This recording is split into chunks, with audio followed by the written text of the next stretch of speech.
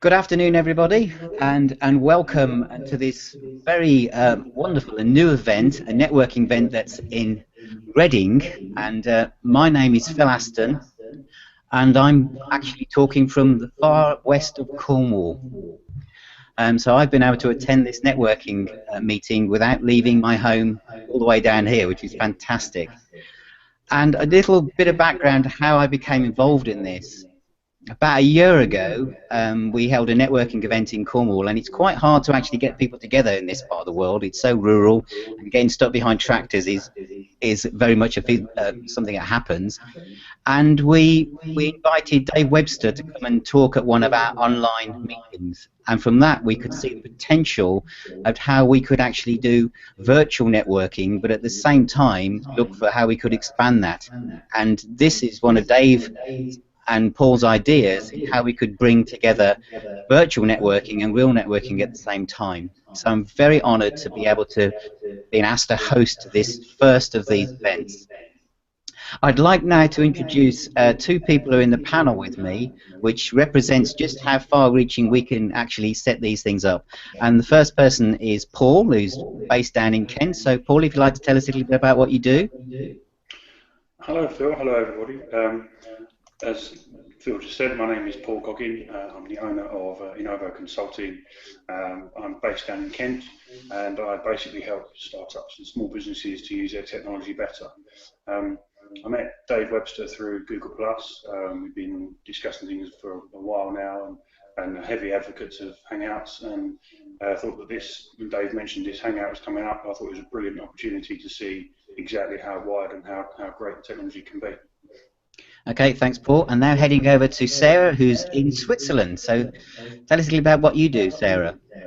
Yeah, hi, Phil. Hi, everybody. Well, Sarah Santacroce. I'm based in lovely Switzerland, and I help small business owners increase their online presence so they can quit chasing clients and get found online instead.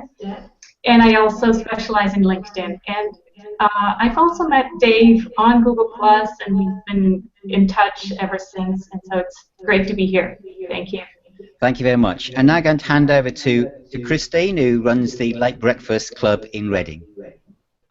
Hi, good morning, everyone. Welcome to the Late Breakfast in Reading and wider. The Late Breakfast runs events mainly in Oxfordshire and Berkshire. And I was a little late today because actually I've run another event this morning, a physical event in Chargrove. So today I'll do a little bit of housekeeping. We're not expecting a fire drill. Should the fire alarm, for those people who are not in the room, go off, please leave by the exit that we entered by and out onto the street. Now, without further ado, I'm going to introduce Will from Pitmans. Pitmans hosted an event for the Chartered Institute of Marketing a few years ago, and it was a very impressive event. It was really interesting, cutting edge, and it brought some humour to what can be a very dry topic. So, Will, please.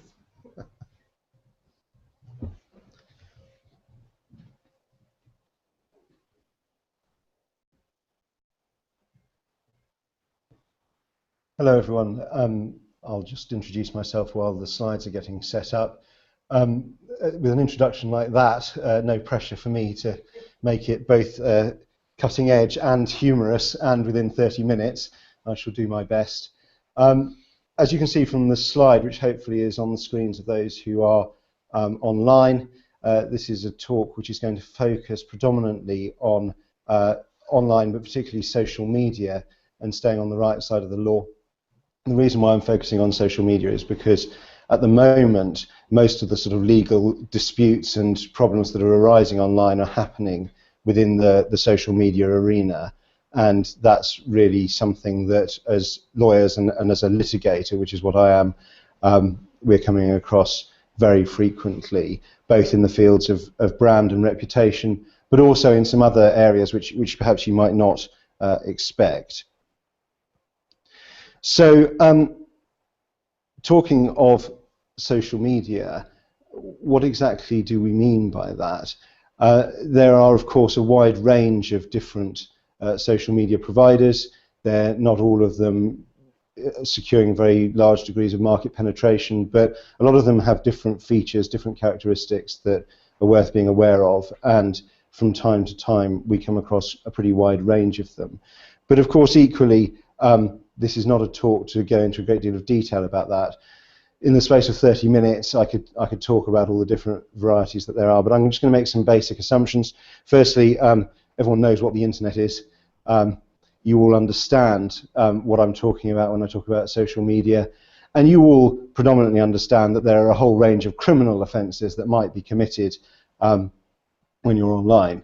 That in itself is the subject for another day, and that there are all sorts of issues that you can get into in relation to sort of harassment and so forth. But I'm pitching this mainly at what I'm assuming is a business audience.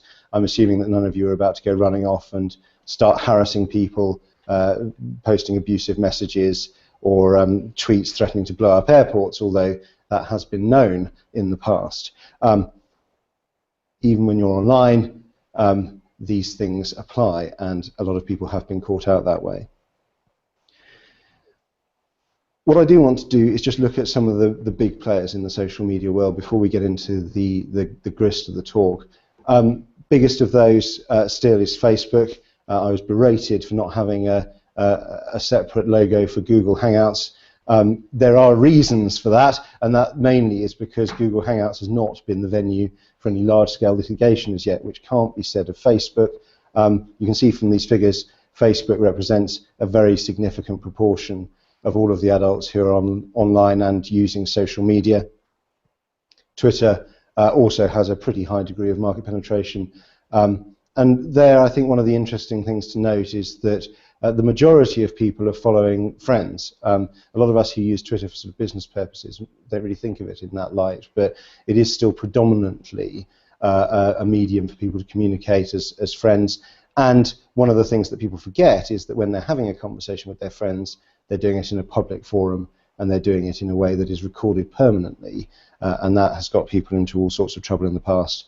LinkedIn, of course, we've got one of our panelists who's a specialist in this area, but it's also a very significant player in social media, and there are a lot of particular features of it that are relevant. So what can we learn from these statistics? Well, apart from the fact that obviously it pays to have a blue logo if you want to be successful in social media, there are some pretty unusual people on LinkedIn. Further statistics. Obviously, the internet generally is something which is extremely prevalent. I was actually slightly surprised by this statistic that it's only 2/3 of online adults that have a social networking site profile. I would have expected that to be a little bit higher, and these numbers are from a report in 2014, so that percentage may have gone up a bit. But even so, you can see that a very significant proportion of everyone who's online is using social media. But that's not the only thing they're online for. There are other things that people are interested in, and not that. But you know, they are going online for information. And a large majority of people, virtually everyone, uses search engines, and we all know the numbers for market penetration. Google is far and away the search engine of choice in this jurisdiction, but also globally, despite there being some strong contenders in some of the other jurisdictions. An increasing number of people using YouTube for information gathering purposes, and YouTube, of course, have recently been promoting themselves as a source of information and news, rather than just a medium to share videos of cats doing stupid things. There are also a significant number of people using online user reviews, and this is where social media and the user-generated content, if we put it a bit more broadly, that come from online user reviews starts to become really significant. That's a very high percentage of people who are online, who are looking to make purchasing decisions, and who are basing their purchasing decisions on online user reviews. And you'll notice that I've stressed user. These are not people looking for journalistic articles about a particular product, nor are they looking for sort of professional critics to review. They're looking for the average person who has gone out and bought the product and posted a few words about what they liked or didn't like, and the same goes for services. And that's particularly important because although a very significant number of the people who are making buying decisions use online reviews to make those decisions, only about 11% of the people who buy products online actually go ahead and post a review. That means that for every positive or negative review that you can get, it has a disproportionately heavy effect on other people's buying decisions about your product or your service. And as we'll come on to, that means that your brand and your reputation as perceived through the filter of online reviews is an extremely important thing to be aware of.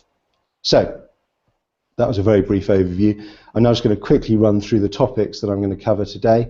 The first of those is really to look at the hardcore sort of brand reputation issues, looking at defamation, looking at the way in which brands can be seriously impacted through social media, either through your own or other people's social media feeds. Looking at some more specific problems that people can get into in relation to online advertising, and particularly some recent guidance that's been issued by the Financial Conduct Authority as to the ways in which people can get into trouble using online advertising and social media in particular for financial promotions. Looking at some employment issues, the ways in which the social media world impinges on the hiring and the firing of employees. Looking at some privacy considerations, and also looking at how you protect your rights online and what sort of rights you're giving away when you go online on someone else's platform. So, the first one of those, threats to reputation. Every business should know the answer to this question. What is your strategy for social media and who is in charge of it? Time and again, when we see problems arising involving social media and business brands, it's because the business doesn't know who is in charge, or they fail to properly define what their strategy is, how they are going to use social media. Now, this is an example which is a couple of years old. Actually, Christine would have seen this before, but it's a really good one, a really powerful one, to show some of the problems that can arise. This is about a nightclub in Dallas, Texas. They decided that they were going to promote themselves as the happening night spot in the area. They had a lot of celebrities coming there. They had a deal with a brand of domestic, a US sort of equivalent of champagne called Ace, and they sold a lot of it. And what they did was they got one of their waitress staff to post tweets from time to time about how lively the place was, about how much fun was happening there. And these are the sort of tweets that she posted. So on the night in question, some Dallas Cowboys had come in, American footballers, having a good time. They were celebrating after winning in a game. They bought some alcohol. They bought some more alcohol. And she tweeted about how much they were buying of this particular brand of champagne. So, you know, it sounds like a pretty lively place. Sounds pretty happening. Unfortunately, and you know, this is a tragic event. Two of the Dallas Cowboys got in a car, drove off, and crashed. And one of them was killed. And the family of the dead player was suing the other family, the survivor, for negligently causing his death. Not good news. Not good news for the club, because almost immediately newspapers and everything else picked up on this relatively high-profile story, and they picked up on the fact that tweets have been coming from the club promoting the fact that there had been alcohol consumed before the crash. The nightclub shut down because their regulators came and investigated them for knowingly serving alcohol to someone who was intoxicated, a breach of their liquor license. And the waitress and various other members of staff were called as witnesses in the manslaughter proceedings because they were effectively involved in the circumstances leading to the player's death. So, from what might have been a fairly broadly defined strategy of showing what a fun and lively place this nightclub was, you can see that very quickly it all went rapidly downhill and the club got into an awful lot of trouble. And it was because no one was exercising any critical judgment about the sort of content that was being posted and recorded through Twitter and that subsequently ended up being used in evidence. And you know, my view is that really people who run a business where their licensing depends on them not serving alcohol to people who are intoxicated should probably have thought twice about posting evidence of the fact that they were doing just that on social media. Now, internal threats, all very well. What can you do about external threats? What can you do when it's someone out there in the wide world saying bad things about your business? And this is a question that everyone should be able to answer as well. How often are you going out online? How often are you searching your brand and making sure that the results that are returned are positive results? Because in the grand scheme of things, in the current market, in the way that the world works now, if you're having a meeting with a business you don't know, what's the first thing you're going to do to find out a bit more about them? You're going to go online, you're going to Google them, or Yahoo, or Bing, or whoever else. You are going to search, and the search results that come up can be very important. Now, names have been changed, but this is an example of a case that I was involved in, and my colleague David, who's sitting here, were also involved in. Our client, a lawyer, he had been setting up an online profile. He'd been soliciting reviews from satisfied customers. He was doing all the right things, and the positive reviews were coming in. Those positive reviews reflected very well on his business. They showed that everyone was very satisfied with him. He had an average of 4.5, 4.6 stars out of 5 on Google reviews. One day, this review appears. Now you can see very quickly the harm that might be done by a review like that, particularly the allegation that he paid for fake reviews, which undermines all of the good work that he'd done up until that point. The suggestion that he lost a very significant percentage of all of his cases. Obviously, any lawyer doesn't want that sort of statistic bandied around, but particularly when it's not true. And clearly a dissatisfied client. Now, just to compound matters, on Google reviews, people can mark other people's reviews as helpful. None of those other reviews had been marked by anyone as helpful. This review had been marked 3 times as helpful by 3 users who had read it. So, what could he do? He had to issue proceedings in the US to identify the anonymous poster. He found out that that poster lived in the UK. He instructed us, and we issued proceedings in the UK. Now, just as a sort of rough feel, I wonder how many of you sort of think that this perhaps isn't such a bad thing. You know, in the grand scheme of behaviour online, this isn't so terrible. It was pretty clear that the person who posted the review had no relationship with the firm. They'd never been a client. They'd been someone who was just living in this country. We were pretty sure at the time, we're still pretty sure, that the person had been paid to post the review by one of our client's competitors. £50,000 in damages awarded in relation to that one message, that one review on Google. And it was only 50 because we capped our damages. It probably would have been about 75, 80,000. So, you know, very serious, very significant for this guy's business and for his reputation in the broader community, and the court recognised that, the court accepted that. But that wasn't quite the end of the story. Who's heard of the Streisand effect? Barbara Streisand, anyone heard of her? Okay, so some numbers.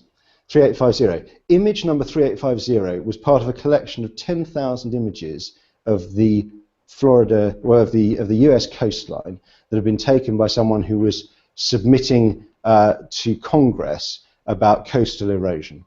This particular image had a picture of Barbara Streisand's house. She wasn't very happy about that. She felt that it was an invasion of her privacy. She objected. At the point at which she objected, the grand total of 6 people had viewed that image, 2 of which were her lawyers. Right, anyone guess what the 420,000 number relates to? That was the number of people who, within a month of her issuing the lawsuit, had viewed the image. Okay, the Streisand effect. Don't stick your head above the parapet or it will get shot off. Clients are always warned it. Our client was warned it, but he was determined he was going to protect his reputation, and quite right too. Why shouldn't he? These are all reviews that appeared within a day of the reported judgment on Google reviews for his firm, and that's a selection of a very significant large number. Now, most of those we've been able to get scrubbed, but you stick your head above the parapet, people are going to come after you, and it's always worth factoring that in before you decide whether or not you're going to take action.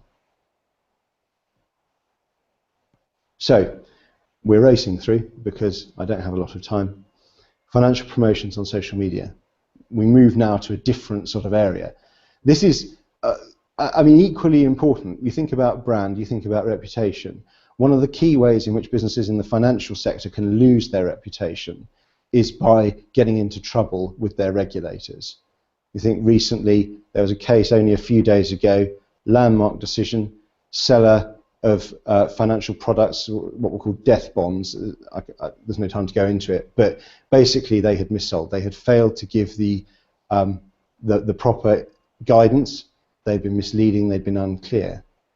They'd made a lot of money selling these products, but they suffered a big fine, 75 million in fines for the director of the company who had sold these products contrary to the guidance under the FCA. Now, social media represents a bit of a minefield for people selling in this area because of character limitations.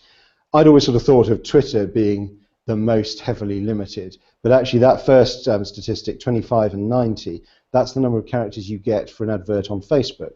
25 for the header, 90 for the body, 140 for Twitter, 6 seconds of video for Vine, 500 characters for posts on, I'm not sure, Pinterest, I think. So, any communication which includes an invitation or an inducement to engage in financial activity is a financial promotion.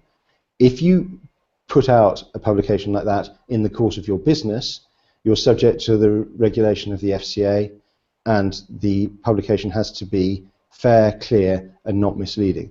All sorts of things can be an inducement to engage in financial activity. Click here to see details of our 0% interest credit cards is an inducement to enter into financial activity. So there's all sorts of things that can be pitfalls. People who promote fundraising on Kickstarter or a similar sort of fundraising platform. Now, if you do that once before you set up the business, it's probably not going to amount to regulated activity. But if you do it regularly, if that's your business is promoting other people's startups, then you are going to get yourself into trouble if you're doing that without having proper regard to the rules. It can be done. This is a tweet well under 140 characters because, as we know, those of us who use Twitter, you want to leave a bit of space for people to retweet and comment. You don't want to use up the whole 140 character allocation. This one is just over 100 characters, and it's an example from the FCA guidance. Spread betting and CFDs, trade pounds and dollars with us. Your capital is at risk and losses can exceed your deposits. So it can be done. You can cover off the guidance you need to give within the space, but you need to know that you're supposed to do it, and people can get into all sorts of trouble if they don't. So that covers your sort of external brand out there in the wider world. Now we think about employment, your relationship with your employees' relationship with you and your brand. I just said, when you're going to meet someone you don't know for the first time, what do? You Google them. Anyone ever looked up a job applicant on social media? Bad idea. Bad idea. What happens if you look the person up and you find out that they are gay, or you find out that they are coloured, or you find out that in some other way they have some particular characteristic which is protected under discrimination legislation? And then, for completely unconnected reasons to that, you happen not to want to hire them anyway.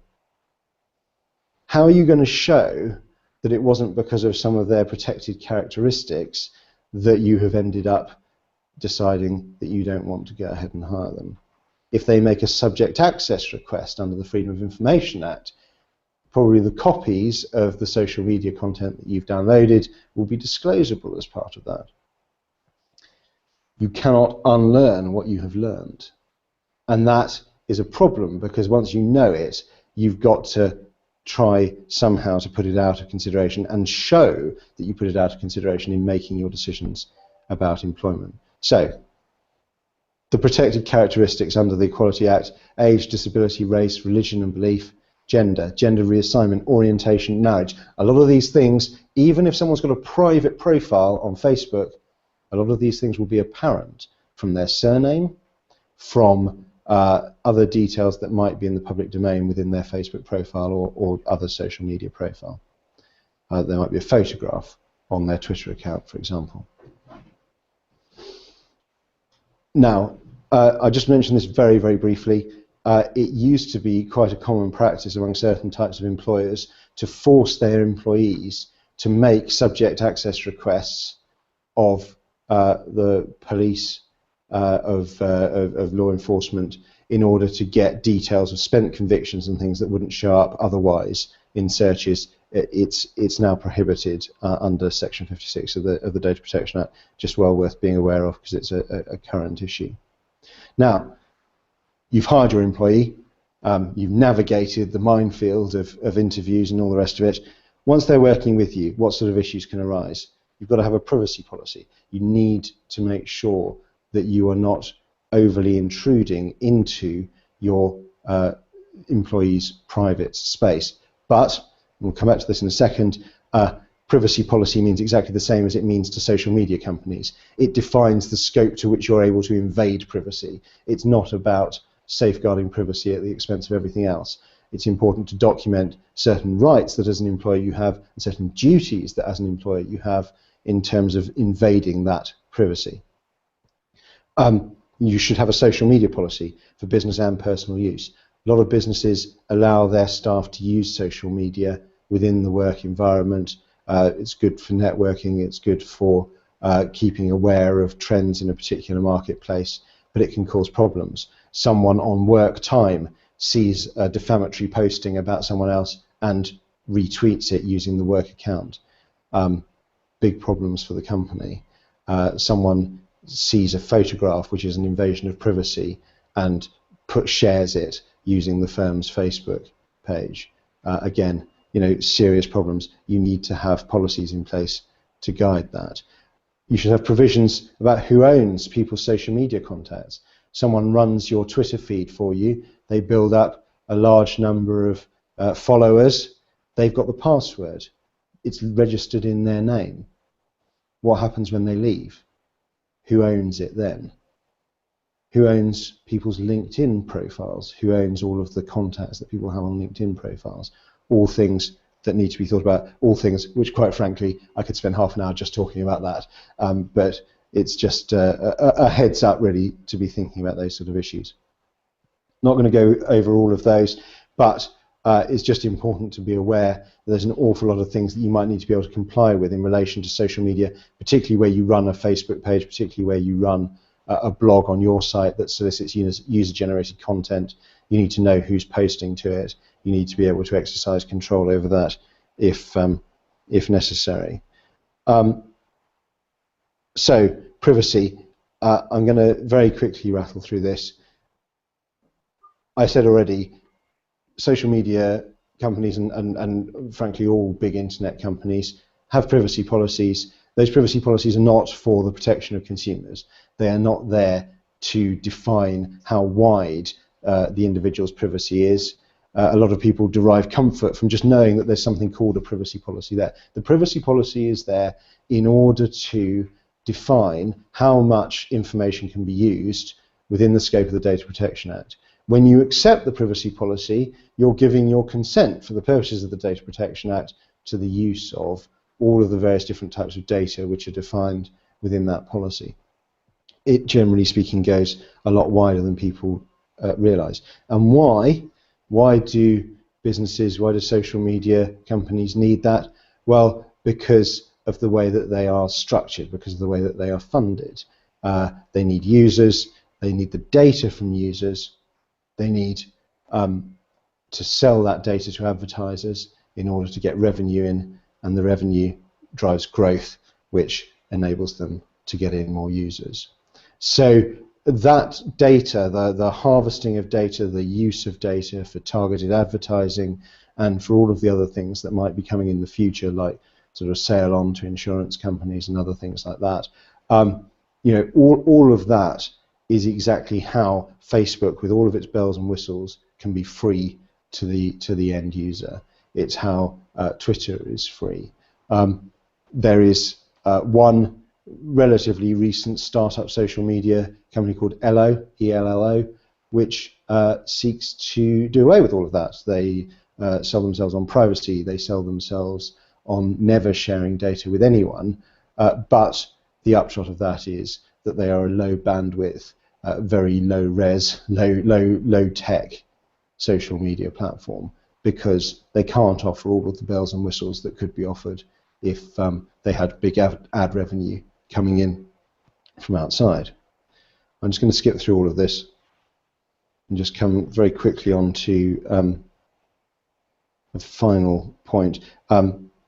Just one other one for you, I suppose, to all be aware of, and that was there was a brief reference there to the Regulation of Investigatory Powers Act and the DRIP regulations, both of which are in force. New investigatory powers legislation is coming in.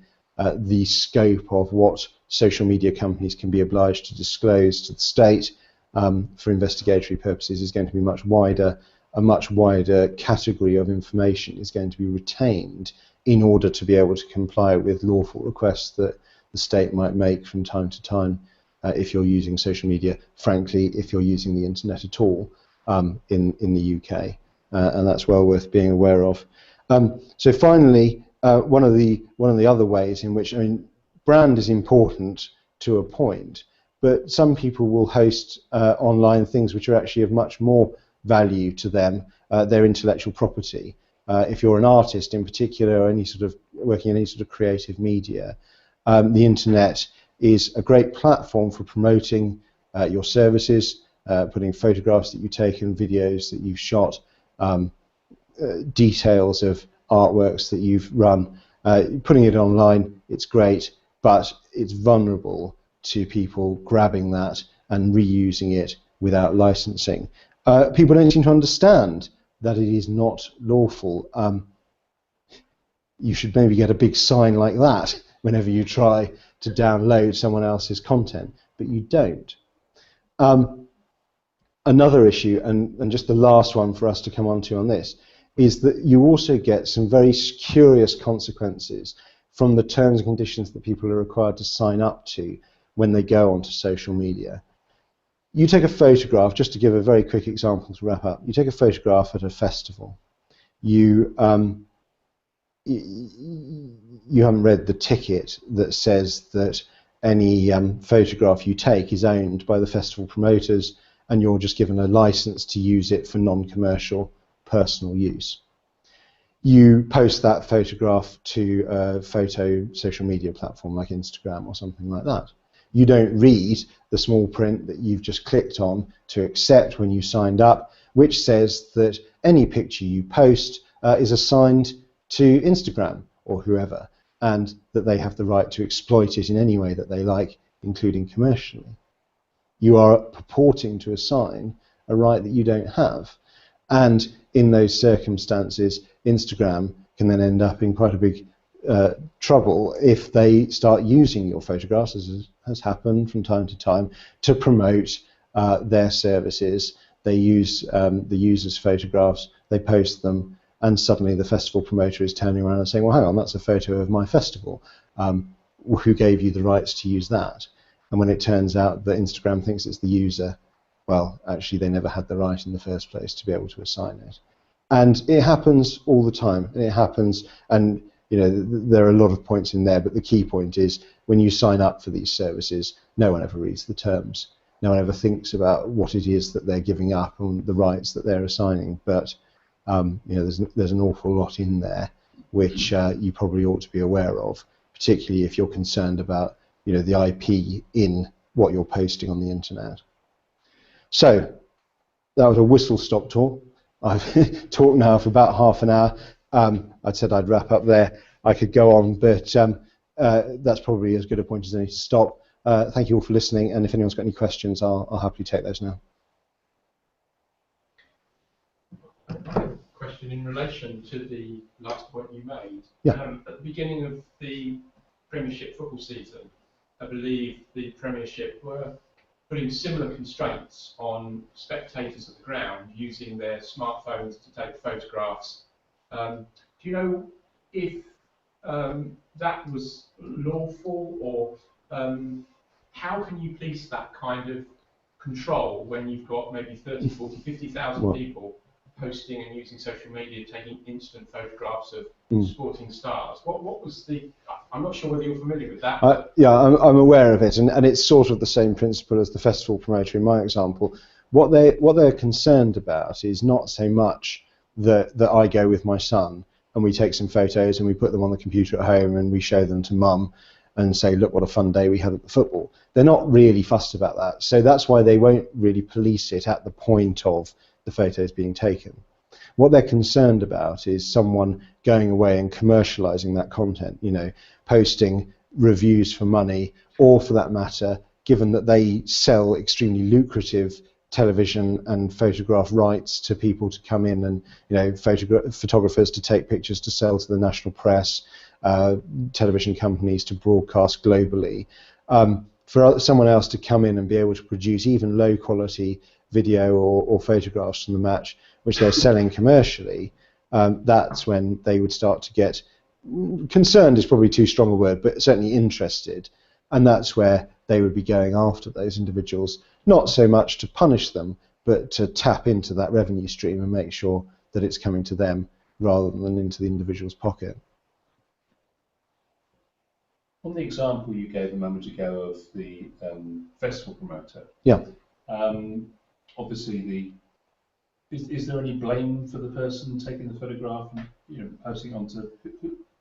Is there a case there that someone has to answer? Is there a fault there? Well, it's a tricky one. I mean, in a sense, yes, the individual user is to blame, because they've entered into two contracts, one with the festival promoter and one with the social media platform, and they haven't understood when they entered into the second contract that they were doing something which was prohibited under the first contract.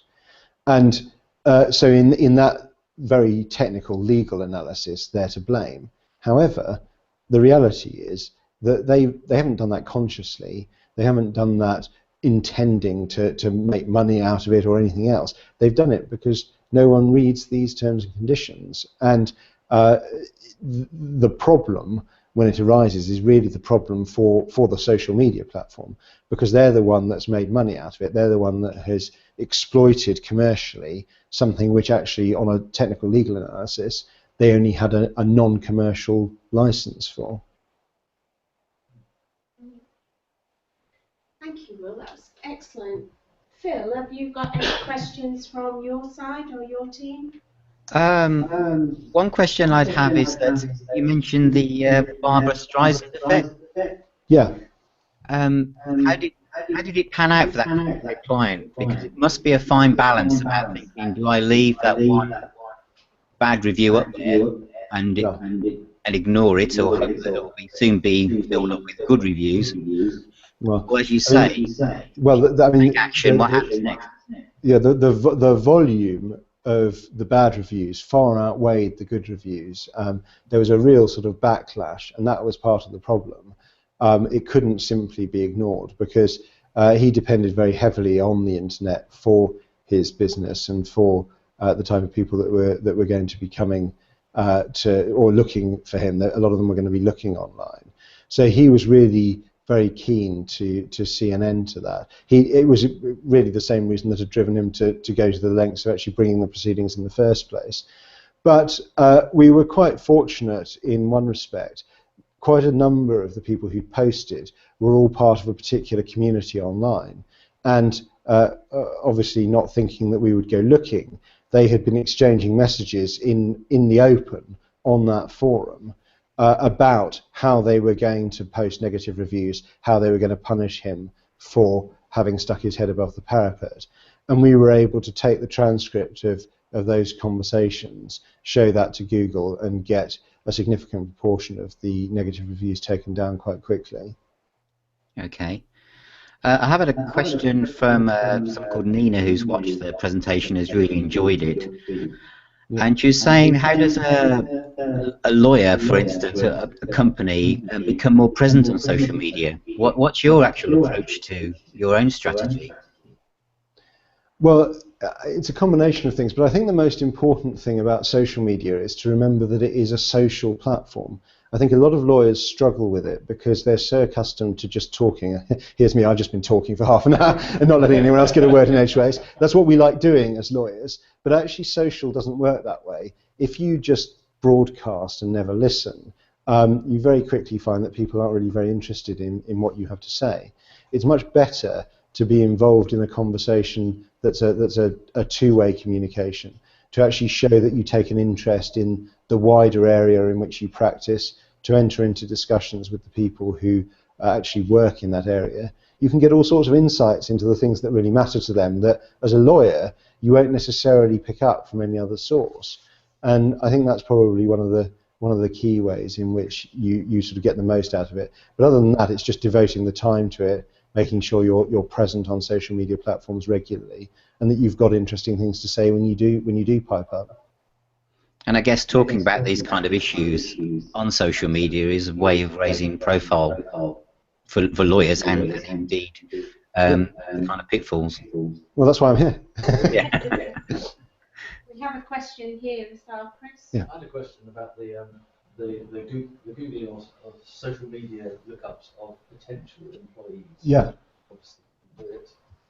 But how would you suggest then that a company should protect themselves from their own image? Because if you employ somebody who's got a very bad online presence, that bad profile, that's potentially going to have a negative impact on your business. So yeah. If you're not allowed to look that up in the first place. Well, if you're the sort of business that is particularly vulnerable to that, and there will be some businesses that are much more vulnerable than others, then you're going to have to make a decision about whether you want to run the risk of exposing yourself to a discrimination case. But I mean, if for example, you were, say, and this is drawn from something like a real life example, not one that we were involved in, but say you're a company that provides services to prisons. And you provide people who offer sort of services as guards, and you discover that one of your staff or one of your prospective staff likes to boast about the fact that at the weekend they go out and participate in S&M parties, and they've got photographs of themselves doing so. That's probably the sort of thing that's a legitimate matter for you to take into account in deciding whether or not you could hire them, for two reasons. Firstly, it legitimately shows a lack of good judgment that sort of information is freely available when you're proposing to work in an environment with prisoners and potentially sort of violent people. But secondly, it's a question of sort of what reflects on your brand. But in other circumstances, in other types of, if you were a different type of business, it really wouldn't be any of your concern, and it would be a matter that you would have to put very sort of clearly out of your mind for the purposes of making your decision. So I think part of it is that if you can make a good business case why you couldn't even be seen to have hired someone that had this sort of profile online, then your justification for doing that sort of searching is greatly improved.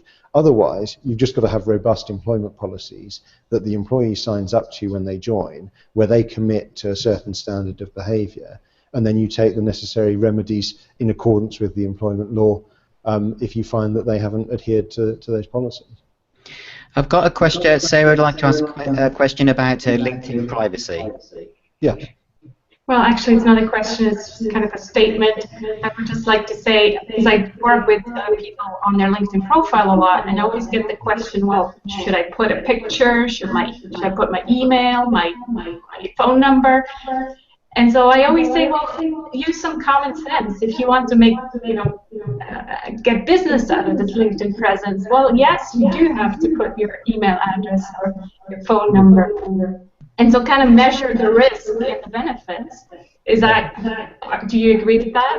I agree with that completely. I mean, one of the areas that I haven't touched on, and which is quite important in that particular regard, is to do with cybersecurity and the ways in which certain businesses can really expose themselves to risk of penetration, particularly through social engineering or those sort of attacks, in circumstances where they are encouraging their staff to put a lot of personal information either on their website or on their LinkedIn profile in order to humanize them, to make them seem a bit more accessible. There's a balance to be struck. One of the things that LinkedIn is pushing, or has been pushing recently, is for people to put more information about the causes that they support.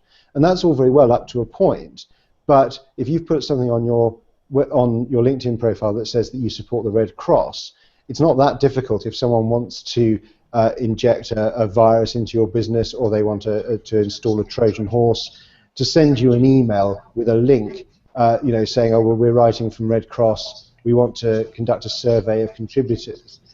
You're much more likely to respond to that because it actually seems to be pertinent to you than the sort of, scattergun approach that historically social engineering hackers have had to use. So I think, it is, you think about the vulnerability of your business to that type of attack, you think about how much of that personal information is really necessary, and then you just as you say, apply a bit of common sense and draw the line in the right place. Okay, thank you.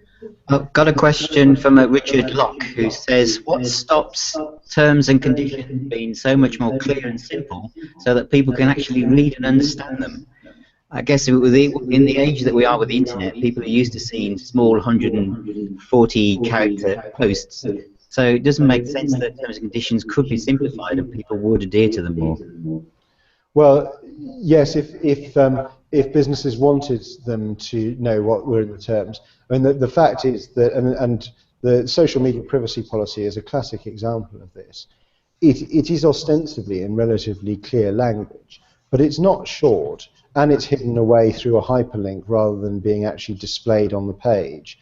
There's no obligation to go to read through it in the way that in the old days with software, you used to have to actually sort of scroll down at least through the end user license agreement before you could click accept and go on to use your software. They don't want you to read it, because if you did, you'd be much more conscious of the types of information that they were monetizing, and you might be a lot more careful about what you say. Now, to take Facebook as an example, and I'm not picking on them, but they are a particularly good example of a company that's really exploited successfully the personal information that people put.